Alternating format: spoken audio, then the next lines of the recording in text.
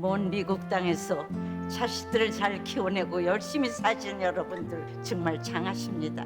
안녕하세요. 전원주입니다. 전쟁도 가난도 겪은 우리 세대는 참 눈물겨운 세월을 살았죠. 아메리칸 드림을 이루기까지 여러분들의 세월이야 어떠셨겠습니까? 건강 관련 프로그램에 출연하면서 요즘 제가 깨달은 건요, 양 한 방을 잘 결합하는 게 최고의 건강 관리라는 겁니다. 클레버 케어, 메디케어 어드밴티지 플랜 아세요? 양방과 한방의 좋은 혜택들을 쏙쏙 뽑아서 제공해주는 똘똘한 플랜이더군요. 우리 한인의 건강 문화도 이해하고 실력 있는 한국 의사와 전문의를 척척 연결해 준다니 얼마나 똘똘합니까? 이제 우리도 똘똘한 클레버 케어 플랜으로 150까지만 사십시다.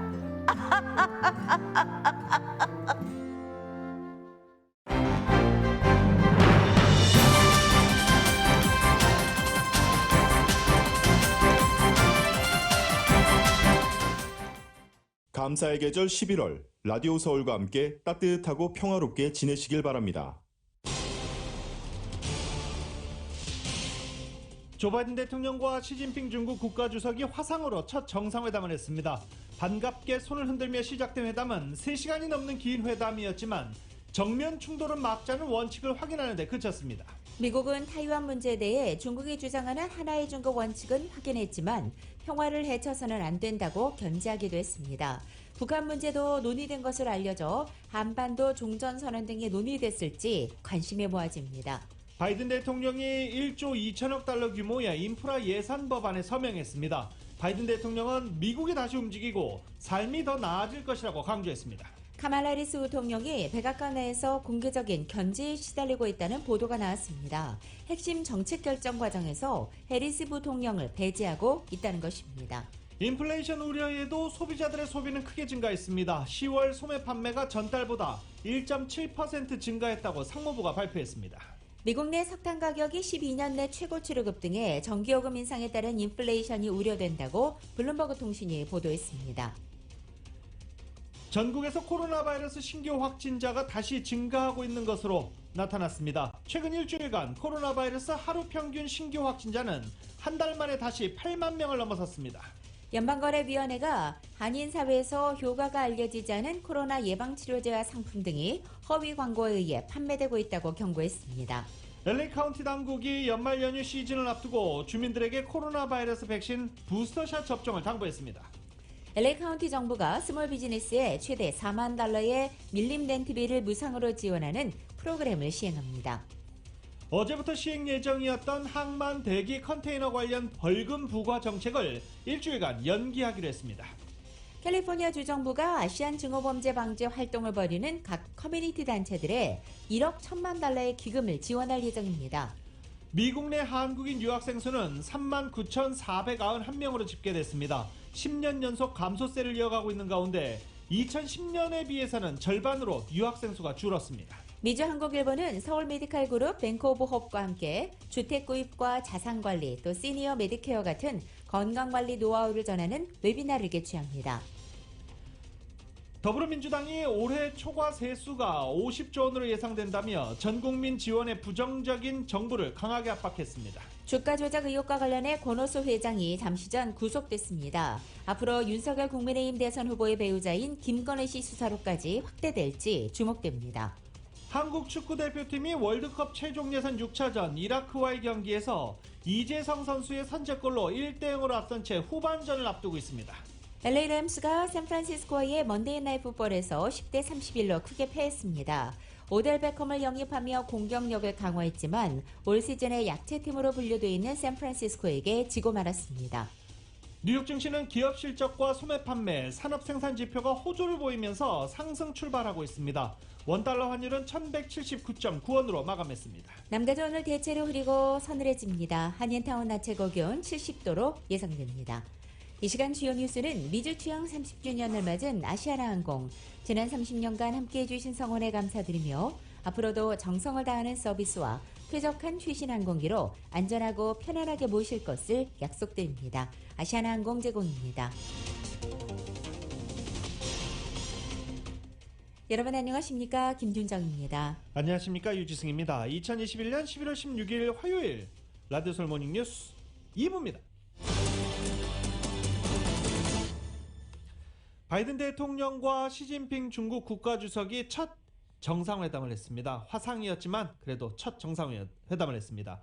바이든 대통령 취임 후 약 10개월 만에 처음으로 얼굴을 맞대고 각종 현안을 논의했습니다.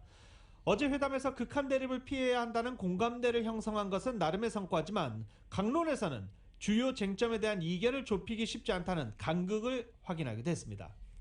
미국은 그동안 회담의 우선순위가 구체적 결과물 도출이 아니라 충돌을 막을 최소한의 안전장치 마련에 있다는 입장을 강조한 바 있습니다. 치열한 경쟁을 벌여도 의도치 않은 충돌로 번지는 상황은 막아야 하고 이를 위해서 정상회담이 필요하다는 논리였던 것입니다. 바이든 대통령은 양국의 전략적 위험을 관리할 중요성을 언급하면서 소통 채널을 유지하기 위한 가드레일의 필요성에도 주목했습니다. 시진핑 주석 역시 언론에 공개된 모두 발언에서 바이든 대통령을 오랜 친구라고 지칭하면서 소통과 협력을 강화해 자국의 내치를 잘하고 국제 책임을 다하고 인류 평화와 발전을 위한 숭고한 사업을 함께 추진해야 한다라고 말하기도 했습니다. 다만 이번 회담에서 양측이 충돌 방지를 위해 어떤 조처를 하기로 했는지는 구체적으로 알려지지 않았습니다. 강론으로 들어가면 이번 회담은 주요 갈등 사안에서 간극을 좁히기 어려울 정도의 시각차가 여전히 크다는 현실을 재확인한 자리이기도 했습니다. 대표적 사안인 대만 문제만 해도 바이든 대통령은 대만 해협에 걸쳐 현상을 변경하거나 평화와 안정을 훼손하는 일방적 행동을 강력히 반대한다고 중국을 정면 겨냥했습니다.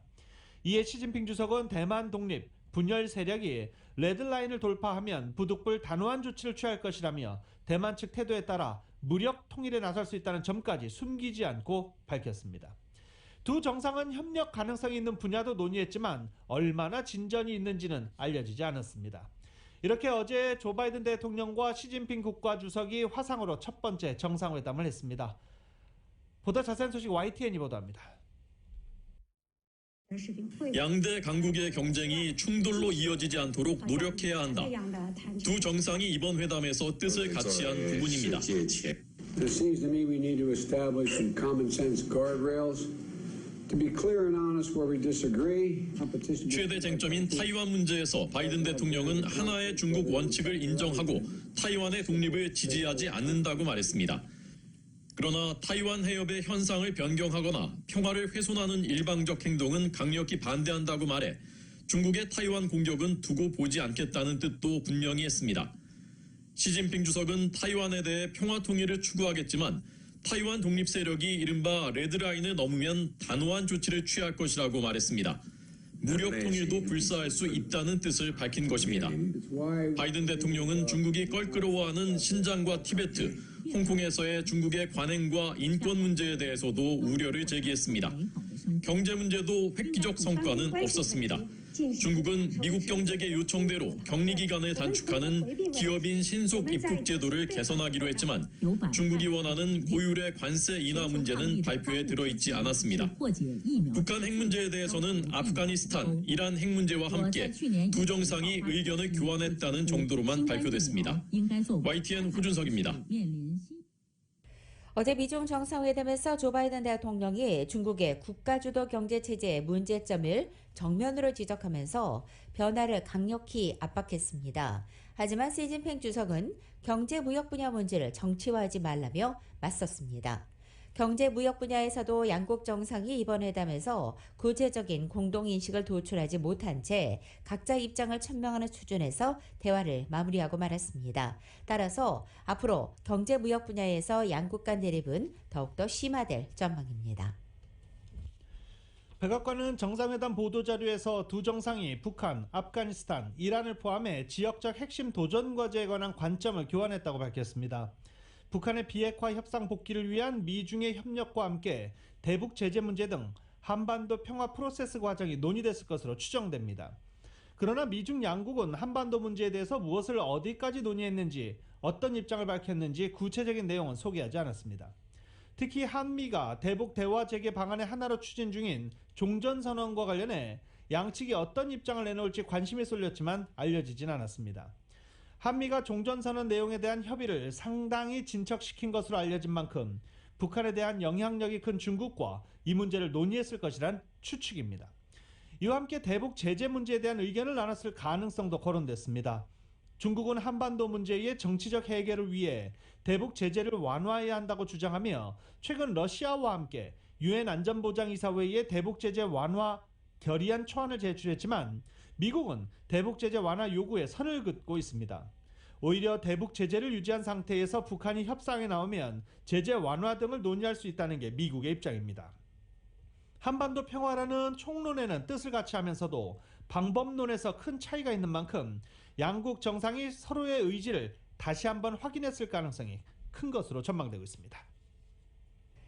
조 바이든 대통령과 시진핑 중국 국가주석의 어제 정상회담 결과에 대해서 외신들은 양국의 팽팽하던 긴장을 일정 부분 누그러뜨리는 계기가 됐다고 평가하고 있습니다. 물론 합의사항이나 공동선언문 없이 대부분 의제에 대해 서로의 의견만 교환하는 수준이었지만 회담장의 화기애애한 양국 정상의 분위기에 주목하는 보도가 많이 나오고 있습니다.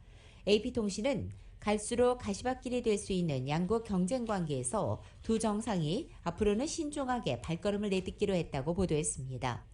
이어 자국에서 각각 정치적인 압박을 받는 양국의 정상이 최근까지 과열 양상이던 양국 관계 온도를 낮추기로 한 것으로 보인다라고 전하기도 했습니다.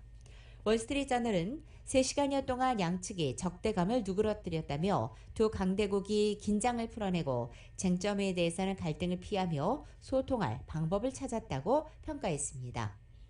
CNN 방송은 중요한 회담에서 건전한 논쟁을 벌였지만 두 정상이 예상됐던 대로 돌파구를 마련하지는 못했다고 짧은 논평을 했습니다. 뉴욕타임즈도 두 정상이 더 협력하기로 약속은 했지만 돌파구를 내놓지는 못했다라는 제목으로 회담 소식을 전달했습니다.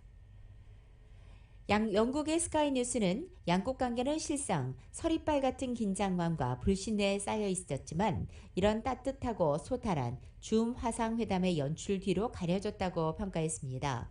또 이날 회담으로 꽁꽁 얼었던 양국 관계는 해빙 국면을 맞고 있다고 말하기에는 아직은 이르다고 짧게 덧붙였습니다.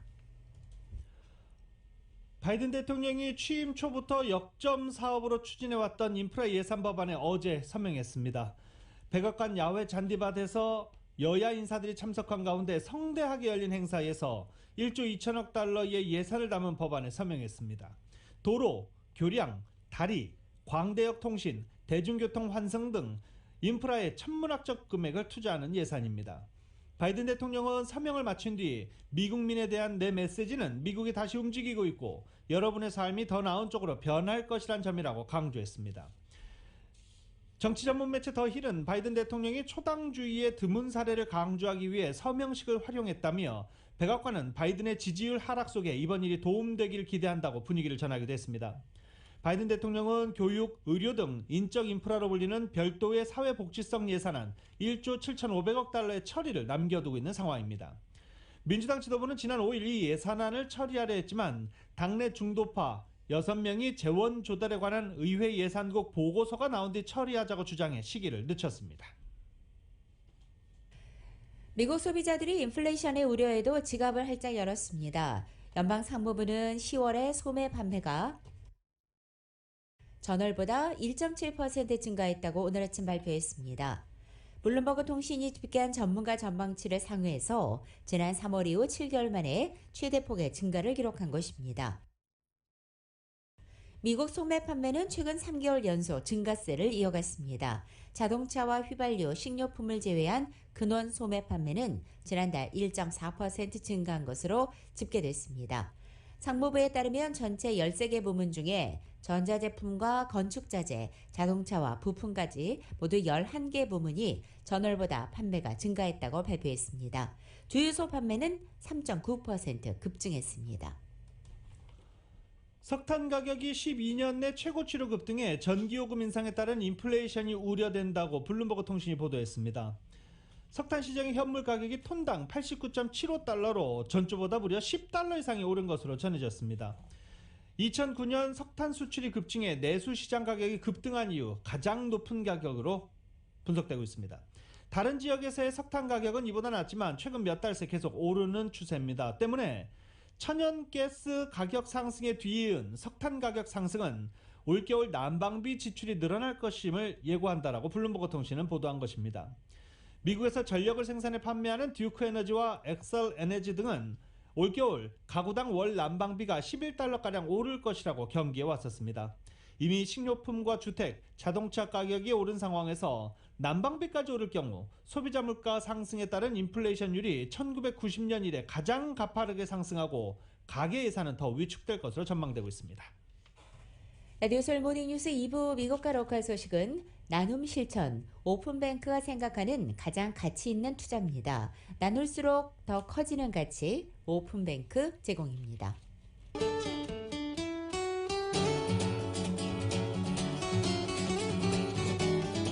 11월 16일 화요일 남가주의 날씨입니다. 오늘 대체로 흐리고 서늘해집니다. 오늘 낮 기온 어제보다 10도 이상 뚝 떨어지고 오늘부터 당분간 예년겨는 밑도는 날씨 이어가겠습니다. 오늘 아침 출근길은 남가주 하늘에 다소 짙은 구름으로 흐리게 시작하고 있고 점심시간 이후에는 구름과 햇살이 교차하며 잠시 맑은 하늘도 볼 수 있겠습니다. 수요일이 내일을 포함해 이번 주말까지 오늘 같은 패턴이 반복되겠습니다. 목요일과 금요일 이틀 동안은 다소 짙은 구름이 오래 머물러 보다 흐린 날씨 이어지겠습니다.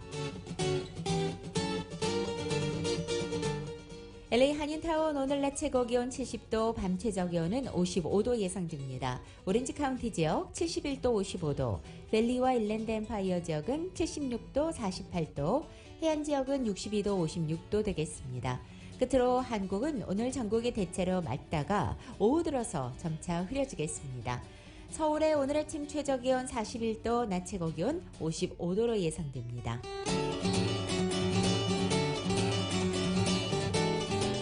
라디오 서울 모닝뉴스 2부 이 시간은 1250만 불 교통사고 최고 보상, 교통사고 전문 천재 변호사 리차드 호프만, 메디케어 시니어를 위한 전문의 허가가 아주 빠른 한인 최고 최대의 서울 메디칼 그룹, 기아는 미래를 기다리지 않습니다. 스스로 만들어갑니다. 기아 자동차, 구매부터 재용자까지 아파트론도 역시 뱅크 오브 홉이 하면 다릅니다. 희망을 설계하는 전문가들의 은행 뱅크 오브 홉, 울세라 4세대 떨맞이 MRT로 수술 없이 티나지 않는 아름다움을 추구하는 미라클 레이저 클리닉 공동 제공입니다.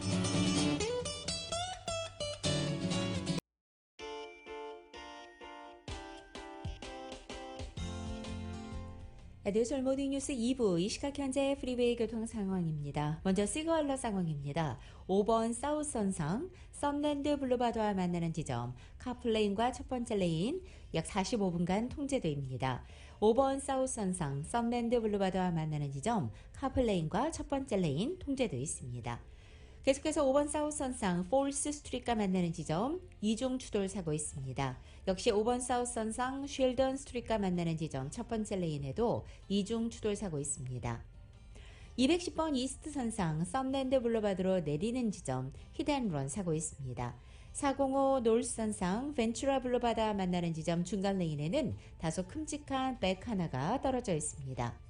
101 노스 선상입니다. 폴스 스트리트 만나는 지점 이중 추돌 사고 있습니다. 참고하시고 안전운전 하시기 바랍니다.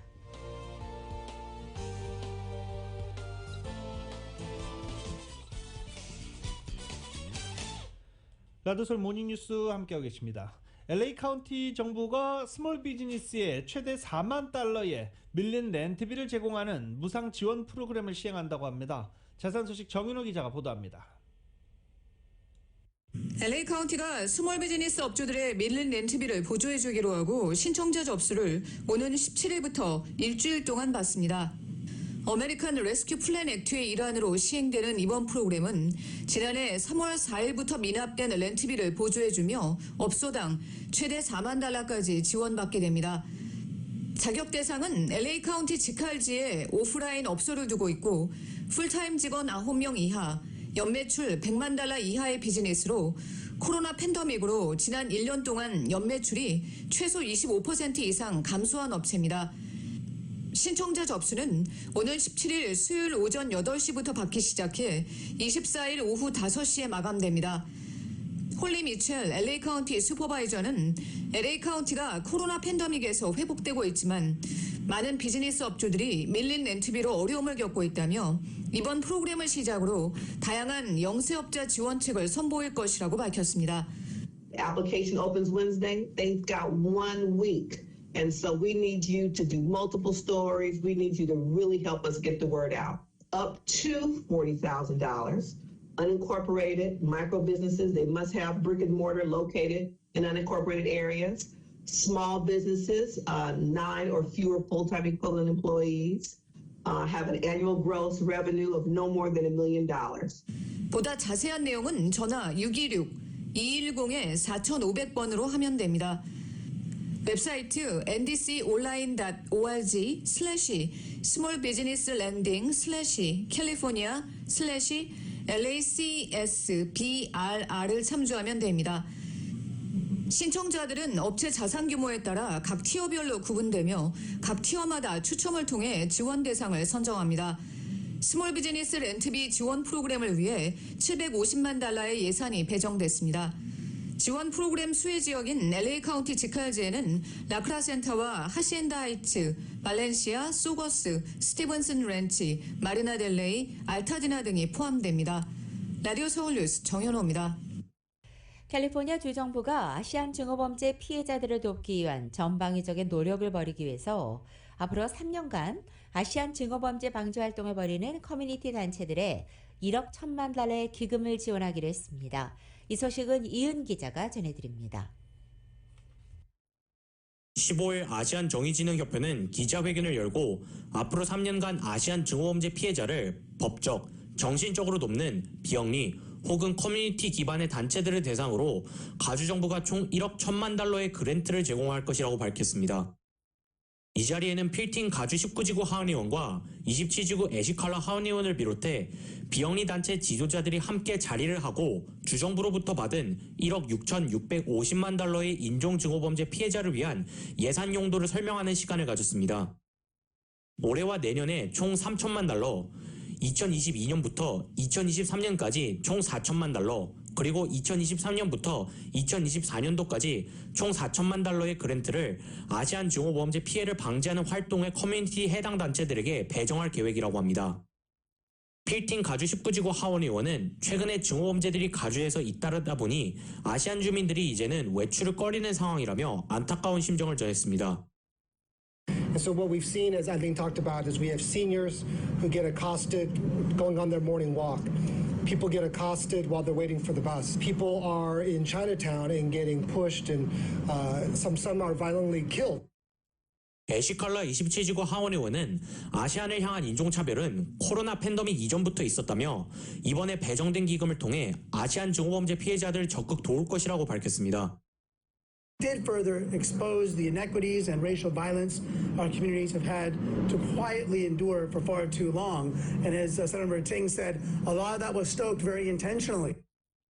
이 외에도 새로운 주정부 차원의 증오범죄 핫라인을 구축하기 위해 1천만 달러, 커뮤니티 구성원들이 증오범죄 피해를 받을 수 있는 것을 알리기 위해 미디어 아웃리치에 1천만 달러를 투입할 예정입니다. 아시안 증오범죄에 맞서는 Stop AAPI 단체가 아시안 증오범죄 피해자의 데이터 수집 등 다양한 활동을 벌이는 것을 돕기 위해 1천만 달러의 기금을 제공할 것이라고 덧붙였습니다. 또 가주 아시안 주민들이 겪는 어려움을 살피기 위해 유시대학 측의 아시안 주민들을 대상으로 한 설문조사에 1천만 달러가 투입됩니다. 아시안 학생들이 안전하게 학교 생활을 하도록 교내 증오범죄 피해자들을 돕는 프로그램에 1천만 달러, 저소득층 아시안 커뮤니티 학생들에게 교육의 기회를 제공하기 위해 110만 달러를 투입하는 한편 대면 수업으로 캠퍼스에 돌아온 K-12 아시안 학생들을 도울 수 있는 소셜미디어 창구에 500만 달러 등 1,650만 달러의 기금을 투입할 예정입니다. 라디오 서울 뉴스 이은입니다. 연말 헐리데이 시즌 항공기 티켓 예매율이 다시 오르면서 코로나 바이러스 팬데믹 이전으로 돌아가고 있다는 분석입니다. 전미자동차협회에 따르면 올 추수감사절 연말 시즌으로 이어지는 성수기에 국내선 항공기 티켓 예매율이 지난해 대비 80% 증가했다고 KTLA 측은 보도하기도 했습니다. 자동차협회에 따르면 추수감사절 연휴에만 전국에서 비행기와 자동차를 이용해 장거리 여행을 떠나는 여행객 수가 5,300만 명에 달할 것으로 전망됐고 이 중에서 420만 명 이상이 비행기로 여행을 떠날 것이라는 것입니다. 야후 파이낸스 등에 따르면 유나이티드 항공은 오는 19일에서 30일 사이 비행기로 여행을 떠나는 이용객들이 450만 명으로 추산된다고 밝힌 바 있습니다. 그룹 방탄소년단이 오늘 27일과 28일 그리고 다음 달인 12월 1일과 2일 LA에서 오프라인으로 콘서트를 열 예정입니다. 이러자 공연장인 잉글루드의 스파이 스테디엄 인근이 벌써부터 들썩이고 있습니다. 관광업계에 따르면 공연장에서 차량으로 약 10분 거리에 있는 LAX 트렌드 호텔은 공연 첫날인 27일 기준으로 하루 숙박비가 최저 $350 이상을 매기고 있습니다. 이 호텔은 5성급 고급 호텔도 아니고 상대적으로 저렴한 실속형 숙소에 속하고 있습니다. 최고의 성수기로 꼽히는 24일 크리스마스 이브에도 고작 $130 안팎인데 방탄소년단의 특수로 인해 해당 지역을 벌써 후끈 달궈 놓는 것입니다. 공연장의 인근 다른 숙소 역시 사정이 마찬가지입니다. 소파이 스타디움에서 차량으로 10분 거리인 카사벨 모텔과 크리스탈린 스윗 앤 스파도 같은 기간 하루 숙박에 약 $260를 받아 크리스마스 이브 가격의 2배를 요구하고 있습니다. 이번 LA 공연은 코로나 사태 이후 방탄소년단이 처음으로 대면 공연을 펼치는 기회인 만큼 나흘간의 콘서트 티켓은 일찌감치 매진됐습니다. 현재 콘서트 티켓이 이미 몇 배의 프리미엄이 붙기도 했습니다. 티켓마스터에 따르면 27일 첫날 공연에서 무대에서 가장 가까운 구역 좌석은 무려 $7,300에 올라와 있고 무대에서 거리가 멀어 가장 저렴한 티켓 역시 $350에 구매자를 찾고 있습니다. 방탄소년단은 콘서트에 앞서서 오는 21일 미국 3대 음악 시상식으로 꼽히는 아메리칸 뮤직 어워즈 대상 후보에 올라와 있는 가운데 시상식에 직접 참석해서 래퍼 메건 더 스텔리언과 함께 버터의 리믹스 버전 무대를 꾸미게 됩니다. 미국 내 한국인 유학생 수가 10년 연속 감소하면서 4만 명 선이 무너졌습니다. 매년 미국에서 공부하고 있는 외국인 유학생 현황을 집계하고 있는 국제교육연구원이 발표한 오픈도어 연례 보고서에 따르면 2020-21 학년도 미국 내 대학과 대학원, 어학원 등에 재학 중인 한인 유학생 수는 지난해 같은 기간 대비 21%가 감소한 총 39,491명으로 집계됐습니다. 한인 유학생 수는 지난 2010에서 11학년도 73,351명을 기록한 뒤 10년째 감소세를 이어가고 있습니다. 특히 지난 2020년 5만 명 선이 붕괴된 데 이어 1년 만에 4만 명 선도 무너진 것입니다. 2020-21학년도 한인 유학생 현황을 세부적으로 보면 학부 재학생 17,000여 명, 전년보다 24.2%가 줄었습니다. 대학원생은 14,000여 명으로 6.4%가 감소했고 어학원 등 비학위 과정은 840명으로 전년보다 무려 74.6%가 줄었는데 보다 많은 분석이 필요하다라는 의견도 제시되고 있습니다. 많은 학원들이 지난해 운영하지 않았기 때문입니다. 미주한국일보가 서울메디칼그룹과 뱅크오브홉과 함께 주택 구입과 자산관리, 시니어 메디케어와 포스트 팬데믹 시대 건강관리 노하우를 전달하는 웨비나를 개최합니다. 타운 소식 이은 기자가 종합해드립니다. 한국일보가 서울 메디컬 그룹 뱅크 오브 호프와 함께 주택구입과 자산관리, 시니어 메디케어와 포스트 팬데믹 시대의 건강관리 노하우를 듣는 웨비나를 오는 18일 목요일 오후 1시부터 3시까지 개최합니다. 이번 설명회의 주제는 내 집 마련의 꿈 실현, 팬데믹 시대에 맞는 자산관리법, 올바른 메디케어 선택 방법과 코로나 시대 건강관리법으로 차민영 내과 전문의와 뱅크 오브 호프 담당자들이 연사로 나오며 Q&A 시간도 마련됩니다. 웹페이지 koreatimes.com/웨비나로 유튜브로 접속해 들을 수 있습니다. PIH 헬스가 오는 20일 토요일 회사의 메디케어 플랜에 대해 소개하고 PIH 헬스에 가입하는 방법을 안내해주는 웨비나를 개최합니다. 이번 웨비나에서는 메디케어에서 제공되는 옵션들을 살펴보고 적합한 플랜을 찾을 수 있도록 도움을 줄 예정입니다. 20일 오전 9시부터 오후 12시 30분까지 진행되는 웨비나에 참석을 희망하는 주민들은 웹사이트 pihhealth.org/medicare에 접속해 사전 예약할 수 있습니다. 한인타운 청소년회관이 오는 18일 목요일 오후 6시에 온라인 무료 콘서트를 개최합니다.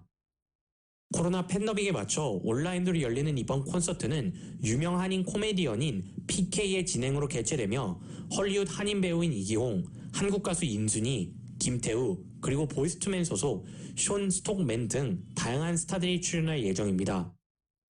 무료 참여가 가능하지만 자선 콘서트인 만큼 전해주시는 소중한 기부금은 전액 저소득층 청소년과 가족들을 위한 프로그램에 사용된다고 합니다. 온라인 콘서트는 사전 등록이 필요 없으며 KYCC 공식 페이스북 또는 유튜브 채널에서 관람할 수 있습니다. 온라인 콘서트 링크는 www.facebook.com/kyccla 혹은 www.youtube.com/user/kyccla입니다. 라디오 서울 뉴스 이은입니다. 한인타운 내 대형 쇼핑몰 중 하나인 로데오 갤러리아의 테넌트들이 새로운 임대주와 임대료 인상권을 두고 몇 달간 갈등 사태가 지속되어 온 가운데 양측이 이번 문제 해결을 위한 합의를 이끌어냈습니다. 상가 번영의 회장을 맡고 있는 권두환 법무사가 퍼시픽 매니지먼트사와 임대료를 기존과 똑같이 유지하기로 결정을 받았다며 조만간 매니지먼트사에서 계약서를 보내올 것이라고 전했습니다. 권 법무사에 따르면 지난 9월 14일부터 로데오 갤러리아 쇼핑몰 새로운 관리업체인 퍼시픽 매니지먼트사는 몰 안에서 점포를 운영하는 20여 명의 임대인들에게 올해 연말까지는 기존과 같은 임대료를 지불하고 내년 1월 1일부터는 기존 임대료에 캠차지를 더해 지불하라고 요구했습니다. 또 매년 렌트비 상승률은 3%로 정했습니다.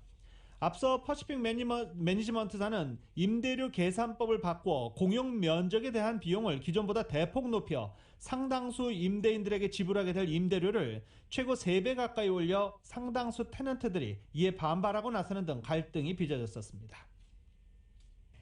팬데믹으로 한때 하락세를 보였던 남가주 지역의 아파트 렌트 비용이 앞으로 2년간 상승세를 탈 것이라는 전망이 나왔습니다. USC 러스커 센터의 보고서에 따르면 2023년 3분기 말까지 LA 카운티의 렌트비는 $252가 상승할 것으로 예상됐습니다.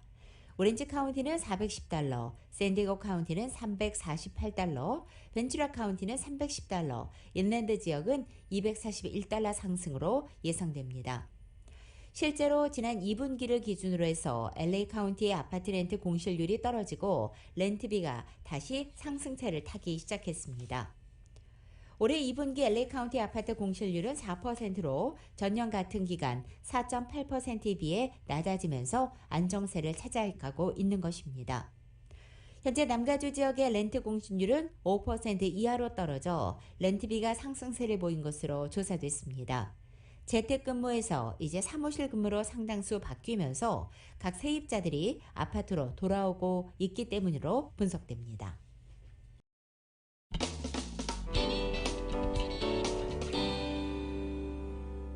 라디오설 모닝뉴스 함께하고 계십니다. 연방준비제도 차기 의장 지명이 임박했다는 관측이 나오는 가운데 유력 후보 2명 중 누가 돼도 지금의 통화정책 기조는 이어질 것이라는 관측입니다. 월스트리트저널은 차기 연준 의장으로 거론되는 제롬 파월 연준 의장 현 연준 의장과 라이얼 브레이너드 연준 이사의 정책과 견해를 비교한 기사를 실었습니다. 인플레이션과 금리에 대해서는 비슷한 시각을 보여 정책의 연속성이 높은 것으로 나타났습니다. 다만 금융 규제, 디지털 통화, 기후변화 등에 있어서는 차이가 있었습니다. 미국에서 인플레이션 우려가 커지고 있는 가운데 연방준비제도 안팎에서 자산 매입 축소인 테이퍼링 속도를 높여야 한다는 목소리가 나오고 있습니다. 블룸버그 통신의 보도에 따르면 윌리엄 더들리 전 뉴욕 연방준비은행 총재 같은 연준 전 현직 인사부터 로런 서먼스 전 재무장관까지 모두 한 목소리로 연준의 테이퍼링 계획을 둘러싸고 이 같은 경고음을 내고 있다는 것입니다. 앞서 지난 3일 연준은 이달부터 매월 150억 달러씩 자산 매입 규모를 줄여나가겠다고 발표하면서 통화정책 정상화에 시동을 걸었습니다. 지난해 3월 코로나 사태와 맞물려 제기했던 양적 완화 조치를 서서히 줄여나가겠다며 돈풀기 시대의 종언을 고한 것입니다. 그 주된 배경으로는 예상보다 빠른 미국의 경제 회복과 또 그 과정에서 나타나고 있는 인플레이션의 부담이 꼽히고 있습니다.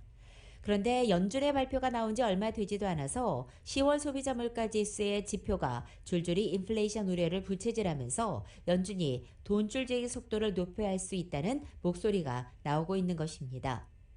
더들리 전 뉴욕 연준 총재는 어제 블룸버그 TV와의 인터뷰에서 연준이 테이퍼링 속도를 올려야 한다며 더 신속하게 테이퍼링이 마무리되도록 해야 할 것이라고 말했습니다.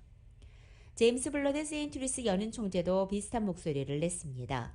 또 제프리 레커 전 리치먼드 연은 총재는 정책적 실수로 가는 길에 접어들었다며 독설을 날리며 테이퍼링의 속도를 내고 내년 초나 상반기에는 금리 인상을 시작해야 한다고 주장하기도 했습니다. 9년 전 총기 난사로 참사가 빚어졌던 콜로라도주 한 도시에서 또 무차별 총격이 벌어져 10대 6명이 다쳤습니다. AP통신 등에 따르면 어제 오후 1시경 덴버 교회 오로라시 고등학교 인근 공원에서 총기 난사 사건이 발생해 학생들이 다쳤습니다. 경찰은 여러 대 차량에 탑승한 용의자들이 총을 쐈고 현장에 있던 14세에서 18세 사이 학생들이 총에 맞아 병원으로 긴급 이송됐다고 밝혔습니다. 다친 학생들은 다행히 생명에는 지장이 없는 것으로 알려졌습니다. 경찰은 이번 총격이 갱단과 관련이 있을 것으로 보고 용의자 파악에 나선 상황입니다. 인근 주민은 총격 당시 최대 50발의 총성이 울려 퍼졌다라고 전하기도 했습니다.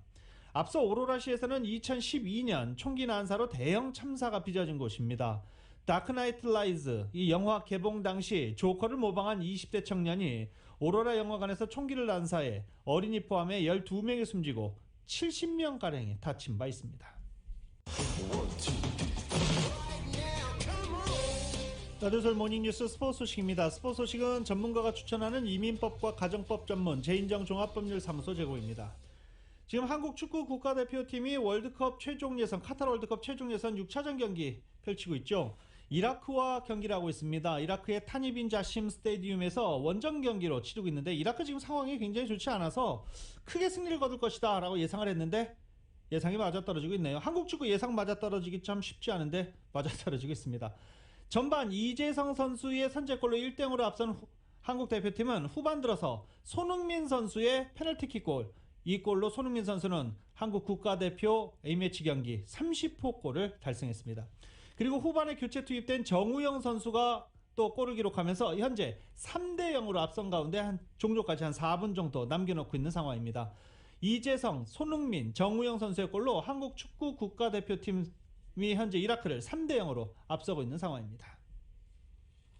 월드컵 유럽 지역 최종 예선에서는 FIFA 랭킹 5위 잉글랜드가 약체인 산마르노를 대파하고 이 카타르행 본선 티켓을 손에 넣었습니다. 하지만 랭킹 4위 이탈리아는 플레이오프로 밀려나면서 4년 전 경험한 예선 탈락의 악몽이 재현되는 것 아니냐는 우려가 나오고 있습니다. YTN의 보도입니다. 잉글랜드가 파트타임 국가대표로 구성된 산마리노와의 경기에서 골 폭풍을 몰아치며 7회 연속 월드컵 본선 진출을 확정했습니다. 해리 케인은 FIFA 랭킹 212의 최하위 팀을 상대로 전반에만 4골을 뽑아내며 팀의 10대0 승리를 지휘했습니다. A매치 통산 48호 골을 기록한 케인은 웨인 루니가 갖고 있는 잉글랜드 대표 개인 최다 득점 기록에 5개 차로 접근했습니다. 잉글랜드가 국가대항전에서 두 자릿수 득점을 기록한 건 1964년 미국전 이후 57년 만입니다. 유로 2020 챔피언 이탈리아는 자존심을 구기고 2회 연속 월드컵 본선 진출 실패를 걱정하게 됐습니다. 이탈리아는 북아일랜드와 마지막 경기에서 득점 없이 비기면서 스위스의 조 1위 자리를 내줘 카타르로 가기 위해선 플레이오프를 거치게 됐습니다.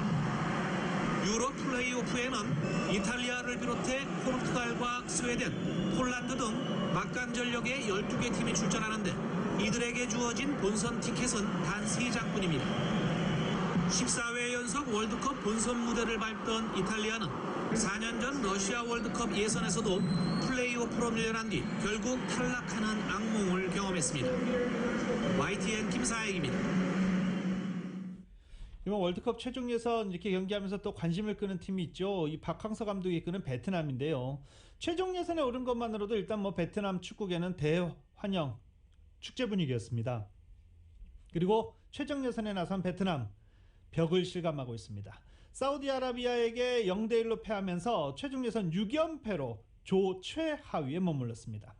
FIFA 랭킹 98위 베트남은 사상 처음으로 월드컵 최종 예선에 올랐지만 승점은 1점도 기록하지 못하고 6연패 중입니다. 이 최지만의 팀 동료인 템파베이 레이스의 쿠바 출신 외야수 랜디 아로살레나가 이 아메리칸 리그의 올해의 신인상을 거머쥐었습니다. 신시내티 레즈의 내야수 조너선 인디아는 내셔널리그 신인상을 거머쥐었습니다. 1위표 30장 중 29장을 삭스리하면서 압도적인 표차로 여유롭게 신인상을 받게 됐습니다. 어제 LA 레이커스가 경기 있었습니다. 어제 LA 레이커스는 여전히 르브론 제임스가 복근 통증으로 결장하고 있는 가운데 패했죠. 어제 LA 레이커스 지금 경기를 제가 살펴보고 있는데요. LA 레이커스가 어제 시카고 불스와의 경기에서 103대 121로 패했습니다. 르브론 제임스의 공백이 계속 느껴지고 있는 상황이고요. 어제 경기 없었던 LA 클리퍼스는 오늘 스테이플 센터에서 샌안토니오 스퍼스와 경기합니다. 2021년 11월 16일 화요일에 전해드린 라디오 서울 모닝뉴스 여기서 마치겠습니다. 지금까지 진행의 유지승, 김윤정이었습니다. 라디오 서울 모닝뉴스 2부 이 시간은 1250만 불 교통사고 최고 보상, 교통사고 전문 천재 변호사 리차드 호프만, 메디케어 시니어를 위한 전문의 허가가 아주 빠른 한인 최고 최대의 서울 메디칼 그룹, 기아는 미래를 기다리지 않습니다. 스스로 만들어갑니다. 기아 자동차, 구매부터 재용자까지 아파트론도 역시 뱅크 오브 홉이 하면 다릅니다. 희망을 설계하는 전문가들의 은행 뱅크 오브 홉, 울세라 4세대 떨맞이 MRT로 수술 없이 티나지 않는 아름다움을 추구하는 미라클 레이저 클리닉 공동 제공이었습니다. 잠시 후 9시에는 강희신의 오늘의 미국이 방송됩니다. 함께해 주신 여러분 고맙습니다.